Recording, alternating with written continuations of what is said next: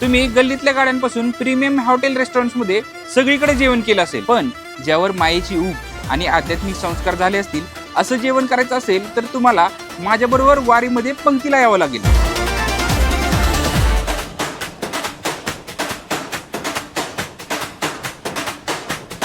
आज आपण चाललोय तुकोबारायांच्या वारीमध्ये महाप्रसाद घ्यायला, जिथे आपण पाहूयात पंक्ती वारीतल्या.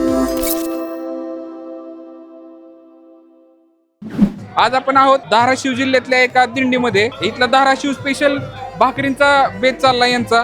तर आपण यांच्याकडनं जाणून घेऊयात की काय नक्की विषय. तुमच्या गावाचं नाव सांगा मावशी. उत्मे कायापूर गाव आहे, धाराशिव जिल्हा. धाराशिव जिल्ह्यातून आलेत. हा. तर तुमच्याकडे आज पंक्तीमध्ये काय नियोजन आहे तुमचं आजचं? आज आम्ही बेसनच्या वड्या आणि भाकरी, ज्वारीच्या भाकरी, बेसन वडे आणि ज्वारीची भाकरी ती कशी बनते सांगताल का आम्हाला जरा? सांगतो. सांगा. त्याच्यात काय करायचं, बेसन घ्यायचं बरं. आणि हिरवी मिरची, लसण, कोथिंबीर सगळं कढीपत्ता टाकायचा आणि बेसन हटायचं, भाकरी करायची आणि वडे करायचे आणि त्याला भाजी करायची म्हणजे वडे करून त्याची आणि पुन्हा सगळ्याला वाढायची, भाजी करायची, मसाला बनवायचा परत पुन्हा. मसाला हा, बनवतो. मसाला मसाल्यांमध्ये काय असते आपल्या? काय नाही, मसाला खोबरं, कढीपत्ता, असं तिखट सगळं टाकायचं आणि मसाला बनवायचा पुन्हा. म्हणजे हे वडे बनवून त्याची परत भाजी भाजी बनवायची, बनवायची, आमटी आमटी बनवायची आणि चार चार आमटी टाकायच्या पण वाढायच्या. वाढताना चार चार वडे आमटीत हा. टाकायचे. हे उस्मानाबादची खाद्य संस्कृती तुम्ही महाराष्ट्रात घेऊन चालता. तर बघूयात कसं बनवतात हे नक्की. काय चालू आहे आता? ते आता बनवायला चालू आहे, घ्या की करून आता. बनवतात.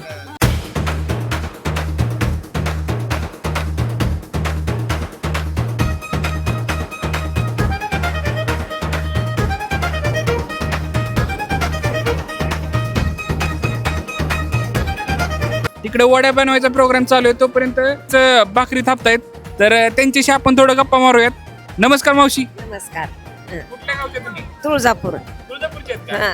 देवीच्या अंबाबाईच्या गावचे मावशी आहेत. मावशी तुमचं नाव सांगा.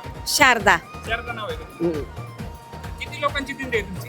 400 लोकांचे. 400 लोकांची. हा रोज स्वयंपाक तुम्ही सगळ्या बनवता? हा, सगळ्या बनवतात. काय काय असते तुमच्याकडे जेवणात? कधी वरण, पिठलं, बटाट्याची भाजी, बर. पुन्हा असं असते. वरण, पिठलं, बटाट्याची भाजी. हो. तुमच्या भागातले पदार्थ काय काय आहेत तुम्ही जे बनवता? हा. हे सगळं आमच्या गावाकडचं आणतो आम्ही. गावाकडचं सांगता. हा, ज्वारी दळून, गहू दळून सगळं गावाकडचं. किती भाकरी एका वेळेस बनवावं लागतं तुम्हाला? 400. 400-500. तुम्ही चालता पण का फक्त स्वयंपाक बनवता? चालता बी, येता बी. चालता बी, येता बी. चालता बसता. अभंग पण म्हणतात का? बर.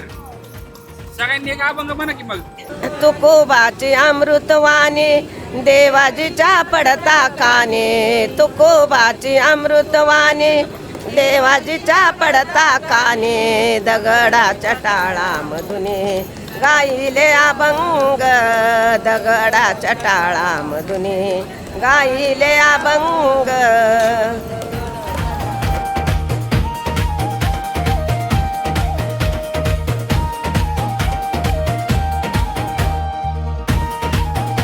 अभंग म्हणत म्हणत भाकरी झाल्यानंतर आपण वड्यांची भाजी बनवली जाते यांच्याकडं.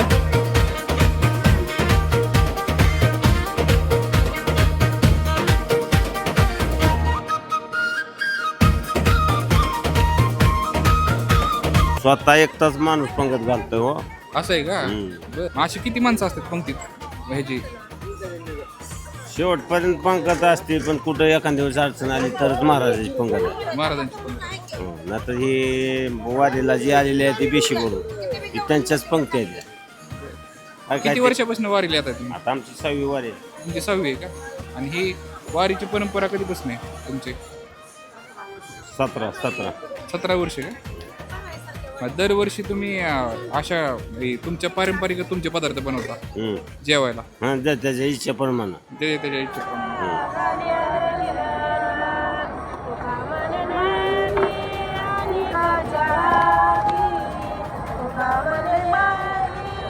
कोण बटाट्याची करते, कोण वांग्याची करते, कोण वरण करते, कोण सांबर करते, कोण.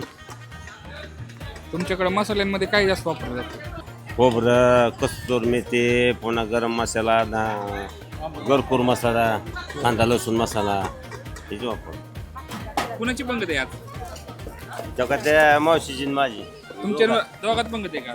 दरवर्षी इथंच असते दोघांची पंगत. दरवर्षी मेनू चेंज काय एकच ठेवता तुम्ही? हीच आटम आमचं, हेच गेल्या वर्षी item बी हीच होतं, फिक्सच आमचं आहे. मावशींना एक्सपर्ट आहेत मावशी म्हणजे बनवायला. वड्या मावशींच्या वड्या जोरात निघल्या का?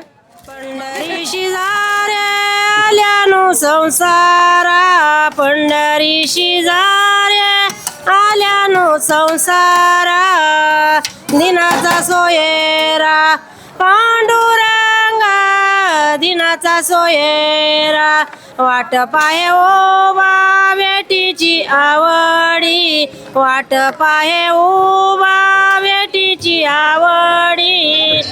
अशीच परंपरा महाराष्ट्रातल्या आहे. आपल्या नगरीतील भारतातील अजून एक ठिकाण आहे.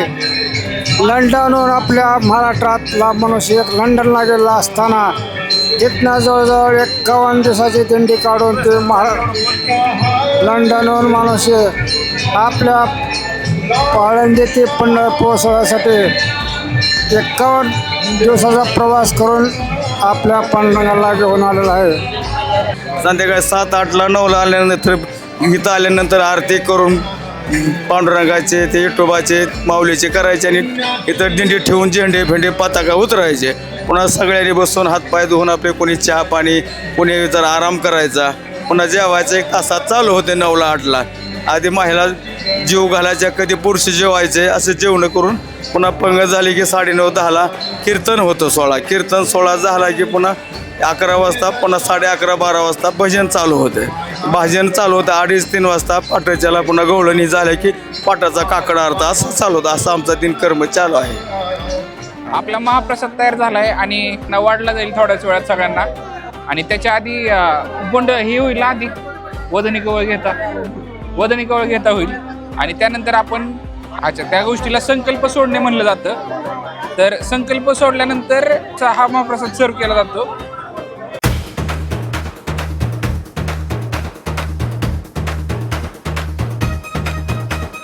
आजच्या महाप्रसादात 3 पदार्थ बनवले होते. बाजरीच्या गरम गरम भाकरी, हिरवी मिरची घातलेल्या बेसन वड्या आणि धाराशिव स्पेशल आमटी. सोबत गावातील भाविकांनी जिलेबी आणि शिरा दिला होता. मी खूप वेगवेगळ्या हॉटेल रेस्टॉरंट्समध्ये जेवले, पण या जेवणाचं हे समाधान इथेच. वारीमधील महाप्रसादाचा तुमचाही अनुभव आम्हाला कमेंटमध्ये सांगा.